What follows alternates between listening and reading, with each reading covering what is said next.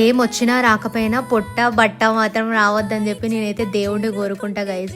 But what to do, it is inevitable కదా. And by the way guys, ఇప్పటి నుంచి మీరు ఊడిపోయిన జుట్టుని పడేయకుండా you can actually offer it to the plants. చిన్నప్పుడు చిక్కెంటుకల గిన్నెలు ఇస్తామని చెప్పేసి ఇంటి దగ్గరకు వచ్చి హెయిర్ తీసుకొని గిన్నెలు ఇచ్చేవాళ్ళు. ఇప్పుడైతే వాళ్ళు కూడా వస్తలేరు. So we better collect it and offer it to the plants you guys instead of throwing it in the dustbins. అండ్ ఇది ఏం లేదు, సింపుల్ గా మీరు కలెక్ట్ చేసిన హెయిర్ అంతా ప్లాంట్ కి పక్కన కొంచెం దూరంలో ఒక 2-3 ఇంచెస్ వరకు మట్టి డిగ్ చేసి దాంట్లో వేయడమే.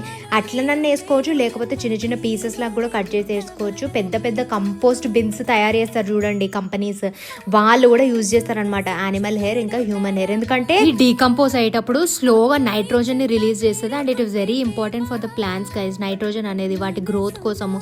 వర్మి కంపోస్ట్ లో కూడా హెయిర్ వేయడానికి మెయిన్ రీజన్ అది ఏంటంటే వర్మి కంపోస్ట్ ప్రాసెస్ ని ఫాస్ట్ అప్ చేస్తుంది కాబట్టి. సో జుట్టు ఎలాగో రాలడం ఆగదు, ఇట్లనైనా ఉపయోగిద్దామా మరి.